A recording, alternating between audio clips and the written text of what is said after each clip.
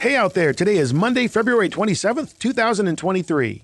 Coming up on the show today, from Ant-Man and the Wasp, Quantumania, editor Laura Jennings.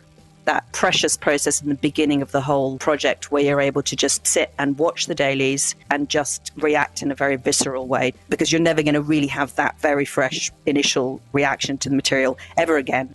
And editor Adam Gerstel. They were like, we want to have a unified cutting room, and we want to do it differently than any other Marvel movie does it. We never separated. Yes, all that and a little more on this edition of The Rough Cut.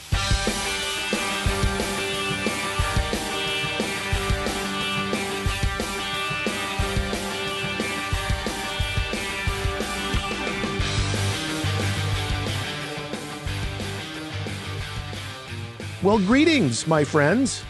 It would appear it is that time again. Time for a little talk about editing, yes, but also time to return to the Marvel Cinematic Universe. This time we have Scott Lang, alias Ant-Man, to thank for our talk today with editors Adam Gerstel and Laura Jennings, for they are the editorial talent behind the new film Ant-Man and the Wasp, Quantumania. That is a long title. This new film is the third Ant-Man movie, but the first in Phase 5 of the MCU. And today's episode marks the third time Adam has been on The Rough Cut, as well as the second time that Laura has been on. And it marks the first time the two have worked together. So now that we have all the important numbers out of the way, why don't we get on with the show? Well, we will. But first, a quick shout out to our pals Extreme Music. Now, for those of you new to The Rough Cut and wondering just who is this Extreme Music you speak of, podcast boy? Well, they just happen to be your basic A-list talent-driven music production company that creates and licenses music for use in television, film, advertising, and online media. And when I say A-list talent, I mean names like Hans Zimmer, Quincy Jones, Mark Mothersbaugh, plus a whole bunch of other great artists you know, and a few you don't.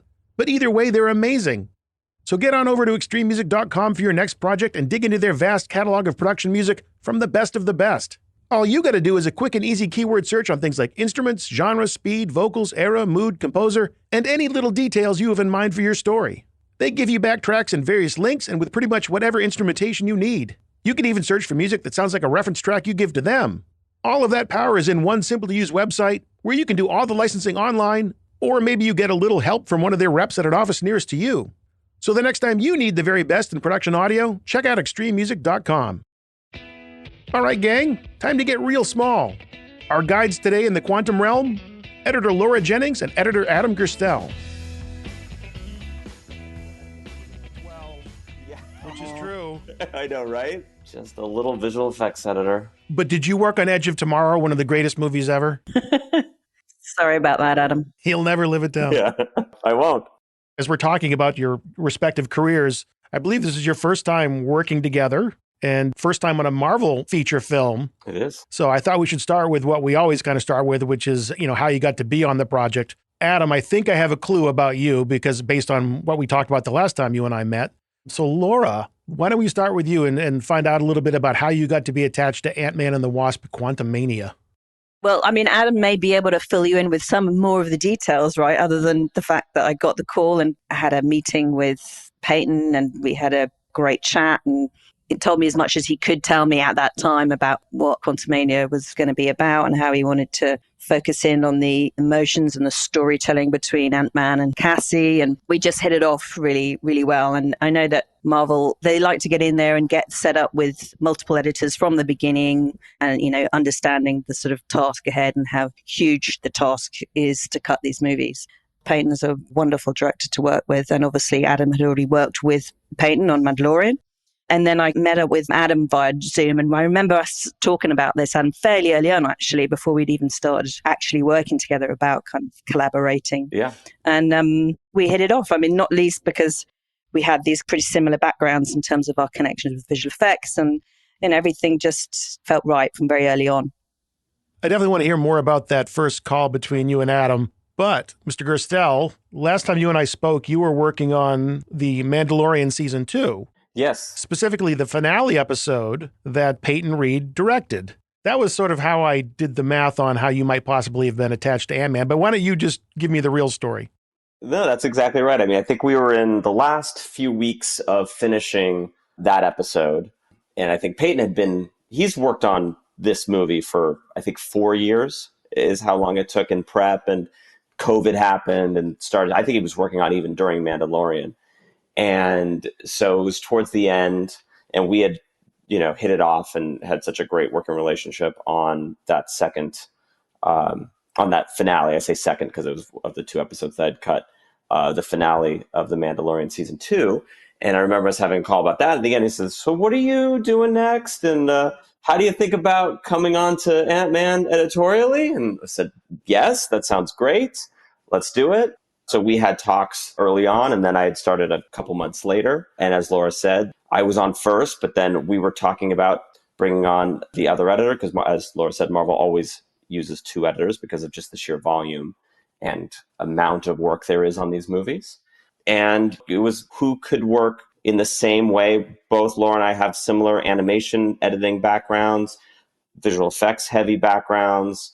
It was all about who we think would pair well. And then when we first spoke, we might as well talk about that. When we first kind of started talking about how we might work together, and this is something I even talked with Peyton about before we even spoke with Laura, they were like, we want to have a unified cutting room. And we want to do it differently than any other Marvel movie does it. We never separated. We didn't just cut a scene and then Peyton would jump between the rooms. In fact, we assembled scenes separately, but in working with Peyton, we always were all 3 of us together in one room. We would jump off and on the Avid, but one of us would be sitting back with Peyton and one of us would be driving. And that way we were intimately familiar with every single scene in the movie. Right. So like you say, Adam, and when we discussed this really early on before shooting, I remember the 2 of us kind of being like, let's see how this, let's see if this is ever going to stay. Let's see if this is if we're going to be able to kind of see this through from start to finish. Because obviously, best laid plans, we can have an idea about how you work through the process from shoot, dailies, editor's cut, all the way through to beyond director's cut. So we were always talking about how long we would be able to keep this fantastic creative triumvirate between the 3 of us.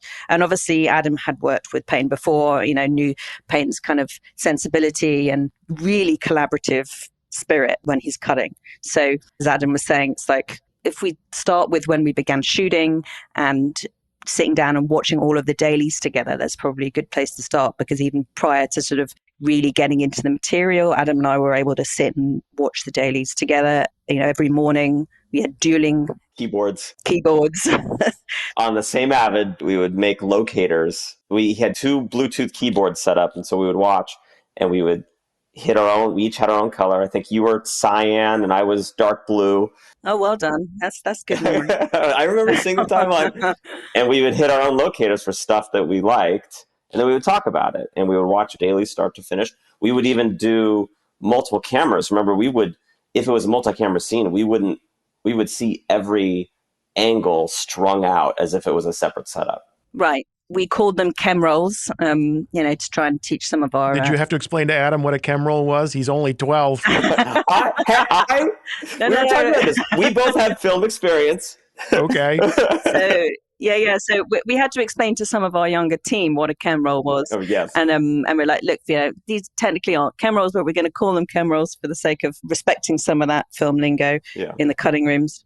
So we'd have the string outs of each camera from each take. So if there was more than one camera, ABC cameras, etc., we'd have them laid out and watch through. So some of the dailies watching sessions were pretty lengthy, right? Yeah, especially if it was a multi-camera. Indeed, yeah. But I always liked from early on, from working with other great editors early on in my career when I was assisting in visual effects editing, that precious process in the beginning of the whole project where you're able to just sit and watch the dailies, regardless of selects, and just react in a very visceral way to the dailies, because you're never going to really have that very fresh initial reaction to the material ever again. And obviously you become intimately familiar with the dailies by the time the movie's out in the theatres. So that was great to be able to do that with you, Adam. And we were both able to sort of see how we reacted initially to the comedy, to the emotional beats, to all of those things, and talk about them, why we were experiencing them in that instance. And that was really unique. I'd never experienced that before. No, it was good because we also got to be very flexible about what we were cutting. It wasn't like we split up the script and said, okay, you do this scene, I'll do this scene ahead of time. It was very much dictated by every day. There was 4 or 5 hours of dailies that came in, and we would just split it up and assemble it, knowing full well that although these were our sequences, since we knew early on that we were going to do this shared director's cut, that we would need to be familiar, and we might jump back and forth. And there were some scenes where I did the first cut and Laura did the second cut, or Laura did the first cut and I did the second cut, because we were both so intimately familiar with all the sequences. And then we also had, with a very tight schedule, we were asked every day to sign off on sets that had to be struck. And so, with lots of material flying in, if we had separated the scenes based on script, say, there might be weeks where one of us was working every day and the other one had nothing to cut. So instead, we just kind of, in the same way that you do with a scene as an editor, you just take in the dailies and you cut with what's given to you. The same way with the schedule. We were cut with what was given to us. And so as it came in, we said, okay, I'll do this one, you do that one. And every day we'd have something to work on. And maybe if it was a big sequence, one of us would take 2 days to do it. And then the other person would have 2 days of smaller sequences, or smaller sequences, or finessing what we'd worked on previously. That process did mean that our work was there wasn't really, maybe there's one reel that is ostensibly yours and also ostensibly mine, but everything else was shared between the two of us in each reel. So we'd kind of set ourselves up for a situation where we really had to work in this triumvirate way, which often what it meant is, first of all, putting your ego at the door in a way. With Peyton as the final arbiter, myself and Peyton would be sort of directing Adam's sequences, and Adam and Peyton would be directing my sequences. Exactly. So we had to very quickly kind of get into a rhythm of sort of accepting criticism and moving with it, and kind of going, all right, well, this is what I wanted to try, but that's not a bad idea. Let's see how that works. I would say maybe in the past there would have been characters that I'd worked with, let's say, naming no names, who would have struggled with that. Yeah. Well, it's very interesting having an editor sit behind you, right? Because you can say, you're seeing the time like, what? And you're trying not to micromanage. You're trying to speak, globally, but it's so hard because we would to each other say, what if you trim what if you, I see what you're doing. Why don't you asymmetrically trim that? No, wait. Okay, I'll step back. Just do what you're going to do. Just do it.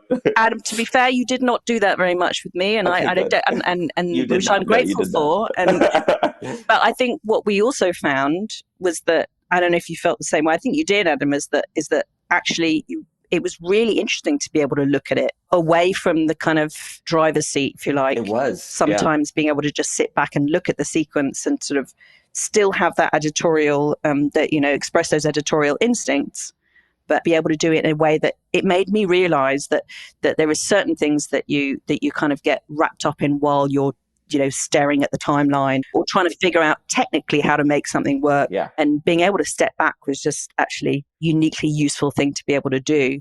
And as we got to work together more, I think those kind of personal things that may have been sort of difficult or embarrassing to sort of take from each other actually ended up being just a really useful part of the process. It's like, not, oh, well, I would have done that differently, because this is aside from the fact that we tended to have quite sort of similar editorial instincts to begin with. Right. It was always, how do we get the best from this sequence? How is this action sequence going to be really exciting? How is this incredible performance from Kang going to be elevated a little more? All of those sort of things. So I'm not sure if we'd have done it in that more traditional, separate way, we would have got anywhere near the sort of essence of some of those sequences. No. And in fact, because of the fact that we are this brain trust, we wanted to air out every idea, whether or not it was a good one. I had plenty of bad pitches.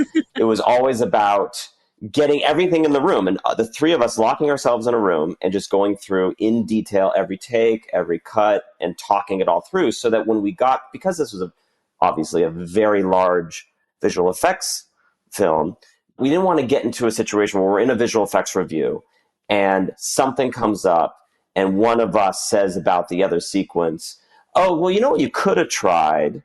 And then, oh, well, we didn't think, okay, well, I guess we're not ready to turn this over. Let's go back. No, we got it all out as we talked. We explored everything so that when we got into that room and a question was asked, all three of us would come up with the same answer.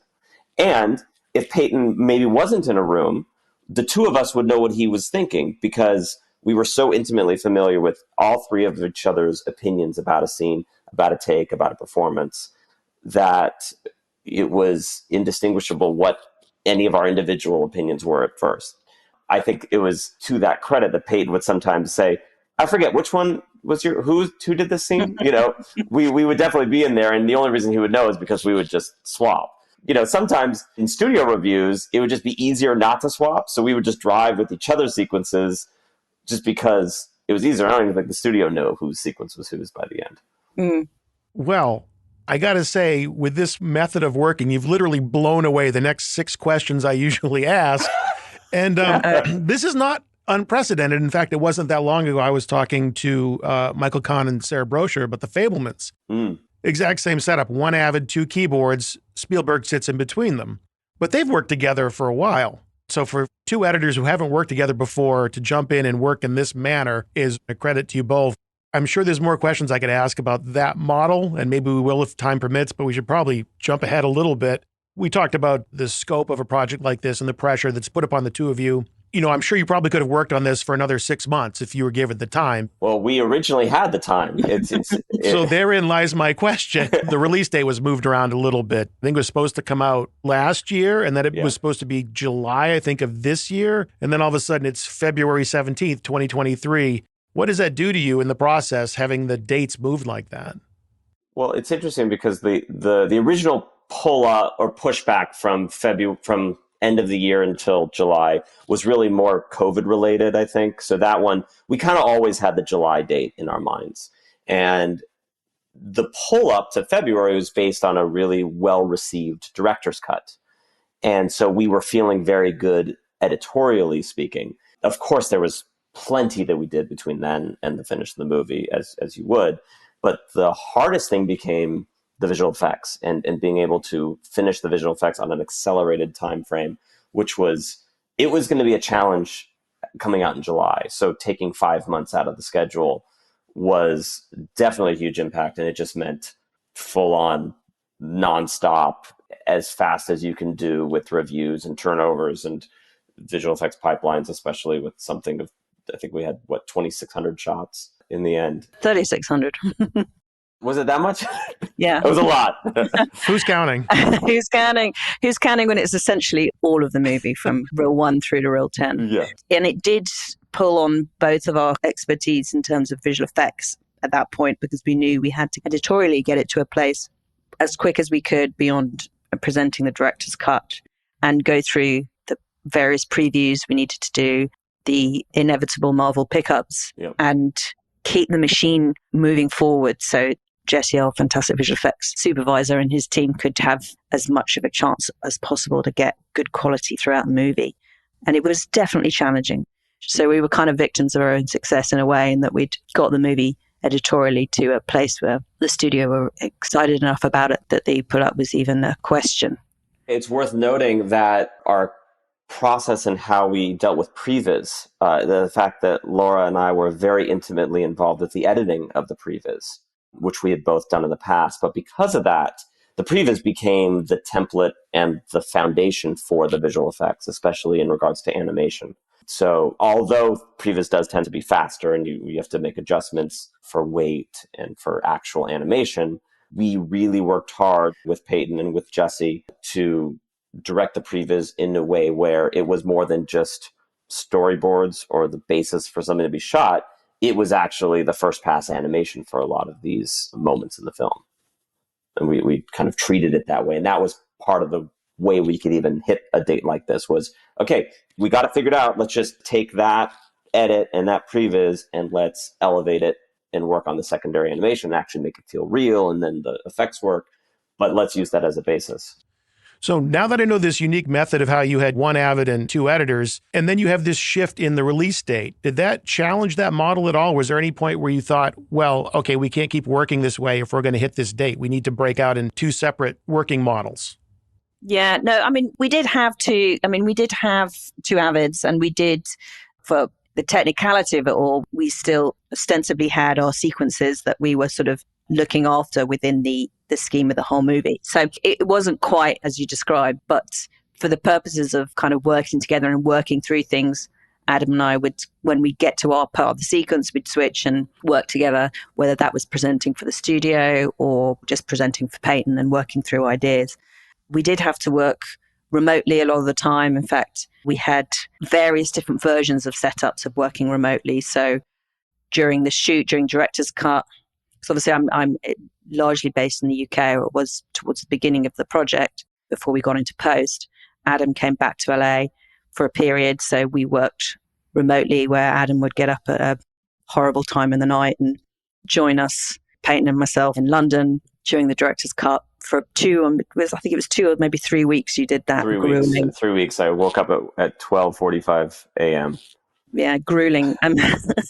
But I should say this is kind of before we knew about the change in release date. But nevertheless, the process kind of continued one way or the other, where we're able to sort of largely be a 24-hour cutting room type scenario where we would have a session of 5 or 6 hours with Peyton if he was in the UK, and Adam and I were both in Los Angeles, and we'd work through sequences with Peyton and then have some hours, just the two of us, Adam and I, working through each sequence.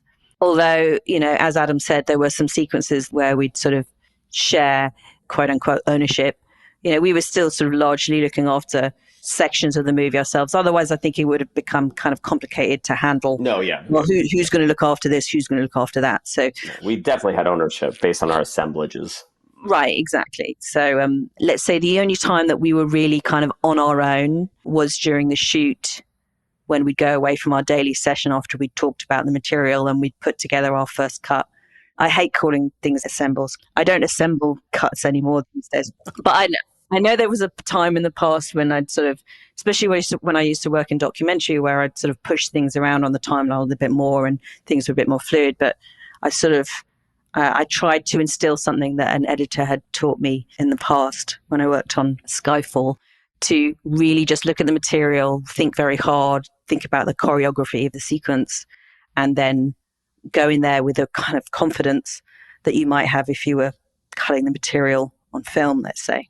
So even though you can move things around on the timeline with such ease in the Avid, it's actually kind of good at least to begin by processing a sequence in a very kind of confident and considered way. And some of the sequences came together in Quantumania came together like that. Certainly for me, I can't speak for you, Adam, but especially some of the sequences with Jonathan Majors, the choreography of the sequence laid out really kind of spoke to pacing it in a certain kind of way. So we did still have some ownership, although as the movie progressed and as we got deeper into screenings, and also, as Adam said, we'd really fleshed out the movie with post-viz and pre-viz. A lot of the movie hung together for a long time without a lot of actual vendor work in it. We presented it quite a few times, and it was fantastic post-viz and pre-viz, rendered with Unreal Engine, and just, a lot of it looked fantastic and really had a lot of the energy. Although similarly, there were sections of MODOK where, we affectionately called him Mr. Potato Head, and his lips didn't move. we had glorious dialogue, but no lip sync. And audiences are amazingly forgiving on that front, especially with something that's such a sort of visual journey. I always find that if the sound is rough, it's a harder thing for an audience to kind of understand than if the visuals are rough. But then saying that, it was a big ask for a lot of sequences and for a lot of audiences to really understand truly what that visual journey was until we had vendor work in there. And that was very back-ended because of the schedule. Exactly. But it did mean that we really focused in on aspects of both the structure of the movie, the through line, some of the things that we know we needed to get rid of, the full timing of the movie, just getting it to a sort of manageable viewing length.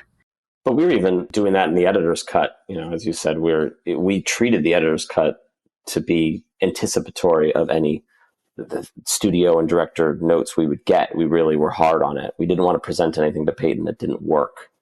Right. So early on, I think we tried very hard to make each scene live up to what the final version of the scene would be. Well, and the editor's cut was under 3 hours, right? Under 3 hours, with a script that suggested it should be closer to 3.5. with how many pages that we had. And so we did make some decisions. You know, we wanted to make sure to show Peyton. That's why it was close to 3 hours. We wanted to show Peyton everything that he had. We certainly didn't want to make any decisions without him. We, you know, even structurally, we did warn him. We said, you know, we're trying some things in this editor's cut that maybe aren't in the way that it was shot. And we've had conversations, and we were very collaborative on this, Laura and I, and we wanted to try some things. And I think, to Peyton's credit, and he, you know, we said, just have an open mind. And he didn't go in with any expectations or predisposed versions of a scene in his head. He actually really watched our editor's cut in a way of, just let me see what this is. And then we'll work through what I originally thought for a scene. But he gave us the flexibility to try things. And also, it's worth noting that that's such a great collaborative cutting room with him. And when we were the three of us going through things, we never felt like we couldn't give an idea or try something and maybe even suggest something that's half-baked, you know, because it was always a working session. It was always, well, let's try something. This might not work, or I've got something that I know isn't fully fleshed out, but I just want to show it because maybe there's some spark of an idea here that could work.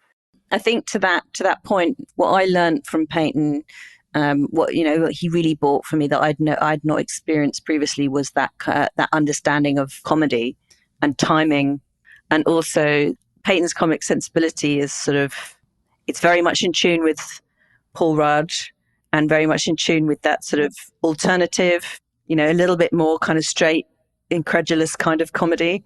So whereas ordinary, I love cutting funny stuff, and it's especially addicting when people start to laugh at your sequences, and there's a sort of, you can bring real joy to an audience, and that can be pretty addicting, to the point where sometimes, we'd have to both kind of go, well, this is funny, but should it be in the movie? Is it the right time for people to laugh? All those kind of things. That is when you're figuring out the tonality of something. Peyton was really great at being able to help fine-tune the timing of that comedy, and also with things where I might kind of go super broad or not super broad, but just a little bit more broad.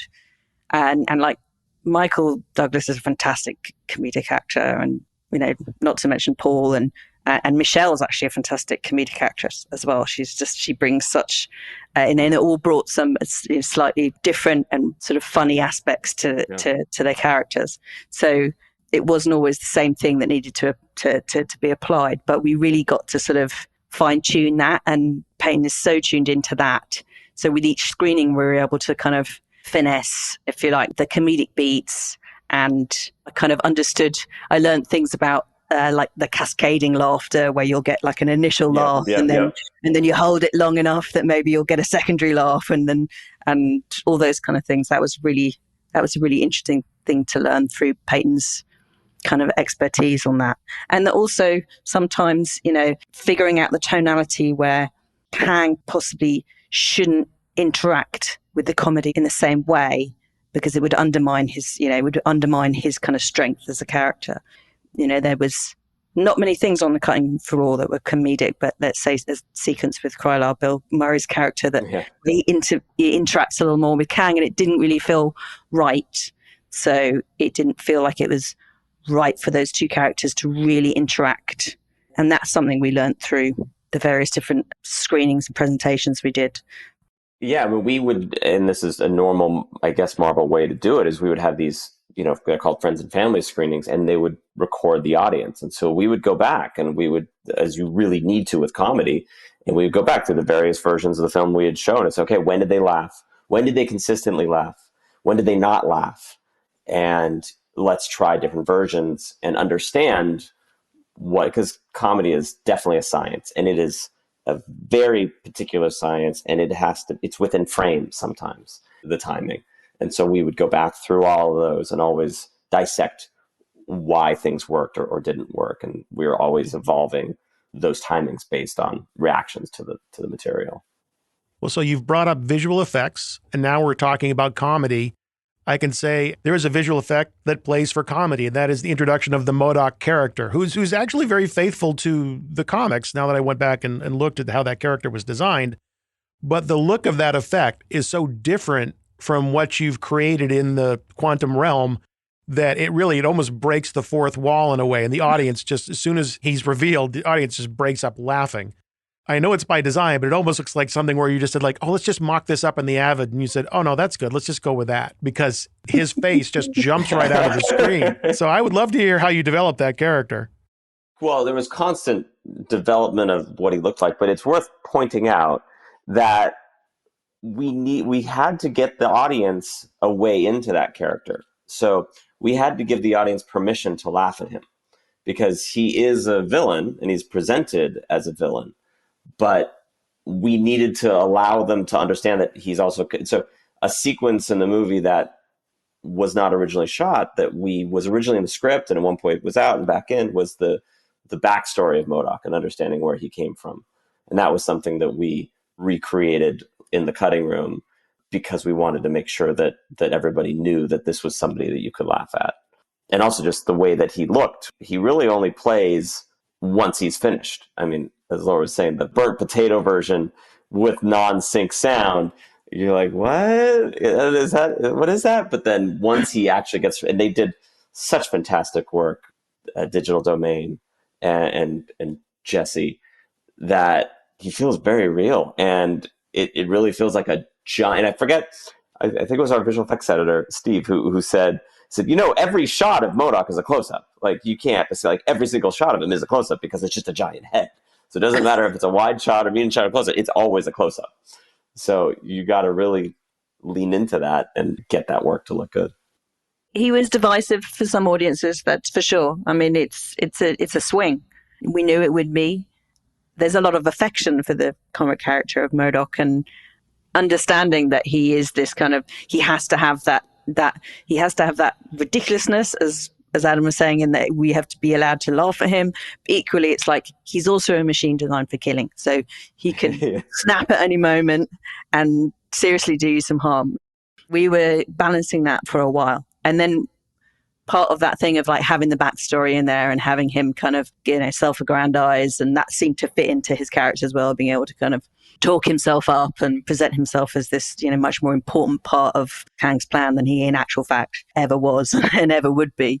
But it took a while for us to tune into that. And also because visually it took a while to get there, and it was always going to be something that would be worked on, and the lighting. You can always keep going on those shots from a visual effects perspective. You can just keep working them. And then at one point you have to like abandon it and just kind of go, this is... But I feel like you say, Adam, Digital Domain did an amazing job getting him to a place where it's like, hopefully you're kind of, there's no way to deny that he's an enormous floating head in a, that's like, that's why we call it out. That is it.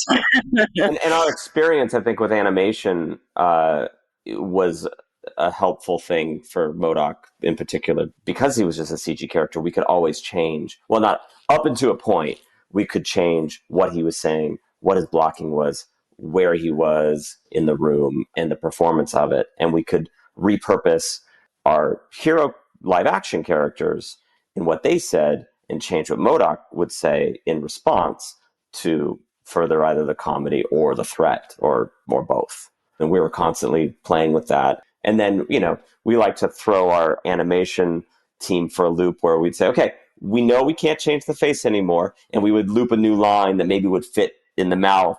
And they would say, well, you can't do that. We can't change the face anymore. Don't worry. We do this with live action characters all the time. We know, we're not changing what he's saying. We're just sticking new words in his mouth. And then, wait, but you could do that? Yeah, we can do that. Don't worry. And we would try all sorts of different things all the way to the end. Laura, despite his youthful appearance, Adam is actually an old hand at this stagecraft volume technology dating back to his early work with Jon Favreau. Oh, yeah. Had you ever worked in this method before, and what did you think of it? How did it affect the way you work as an editor, if at all? Yeah, I mean, I knew of stagecraft for a while, and colleagues and friends of mine who'd worked on the first season of Mandalorian, I was sort of aware of it for a long time and very excited to kind of work on a project that was specifically using it. And it's an extraordinary tool. It was very useful for the actors. Some of the sequences where we really utilized stagecraft in the movie, the restaurant scene where Janet and Hank and Hope sit down and get introduced eventually to Bill Murray's character, Krylar. It was very useful for the actors to be able to kind of understand something of the world building that they were in.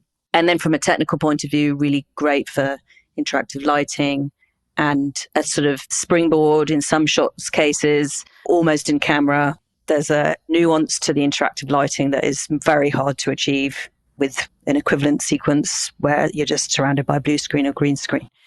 And I think it technically had its challenges, as they always do. Most specifically for the actors, it was wonderful. They got to see Krylar's ship kind of land in front of them, and in a way that no amount of kind of describing how this kind of crazy world is going to end up looking can match with them actually seeing the world in front of them, seeing that vista out from the restaurant. So it was great to use. The aspect to the whole thing that I wasn't part of, sadly, because it all happened before shoot begun, was the stuff when you were using the headsets, Adam. That was very interesting because early in the days of prep, because these were volumes that had to be prepped for the stagecraft, is we would all put on Oculus headsets and we would do location scouts virtually. And at that point, actually, we were in all parts of the world. I think Peyton was in London, and by then I was still in Los Angeles. There were people in San Francisco, somebody in Australia. Like everyone was everywhere. And we would all join together in this virtual space of the quantum realm. How appropriate. Exactly. Explore around. And my favorite part, because as an editor, you're not usually in these part of these things. And yeah, so I would go off on my own and just start exploring different parts of the set, as you couldn't do in a location scout, because the location scout has got to stay together. But when Bill would say, okay, I've got a camera here, everyone can take a look at it, I could just teleport myself back. Oh yeah, I'm right here. Let's see. But I could then immediately go back over and like the jetty set was the best during the restaurant sequence. There was all sorts of parts of that set that were designed and built in 3D and in virtual that, you can see maybe in the background, but of course you can only give service to the main parts of the set. But I would explore way down in the depths of this thing, and it was quite interesting. Well, listen, I have about 20 more questions I could ask. I would love to keep chatting to you, Matt. It's so fun to talk through it. I know. Well, I'll see you again soon. But for now, I know you're in the middle of this big press junket, and I get it. I'm just another notch in your podcast belt. So Oh. The most important notch. Oh, thanks. Well, there you have it. Another bit of Marvel magic is captured here on The Rough Cut, courtesy of two awesome editors and wonderful people, Laura Jennings and Adam Gerstel. Please join me in thanking them for spending a little time with us today, especially after what I'm sure was a long and demanding gig in bringing Ant-Man and the Wasp Quantumania to the big screen. Or is that the small screen? Whatever size screen, they did a great job, and I had a great time speaking with them. I hope you enjoyed it too. No matter how big or how small a project you may be working on, Avid Media Composer cannot be beat when it comes to giving you the deepest editing tool set and the most robust and reliable platform for editing any kind of story. And you know what else? All that power is very affordable. You can sign up for a low-cost annual or monthly subscription right now, in fact. Just head on over to avid.com to see what Media Composer offering makes the most sense for you. So click that little link in the show notes, the one that has Media Composer highlighted in it. You can't miss it. Speaking of missing things, I'm going to be missing you, because we will not be meeting again next week. Awards season is finally coming to a head, and I'm going to be tied up with that kind of stuff. We have the Ace Eddie Awards next Sunday, March 5th. I'm very excited to see how that goes. So I won't really have time to do another Rough Cut for you. And then the Oscars are the following Sunday, and I have to be honest, it does not seem likely there will be a Rough Cut the following week either. So we might just be looking at a 3-week window between now and the next time we meet.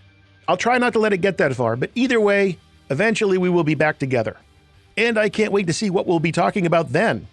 So until next time, this is Matt Fury thanking you for joining me right here on The Rough Cut.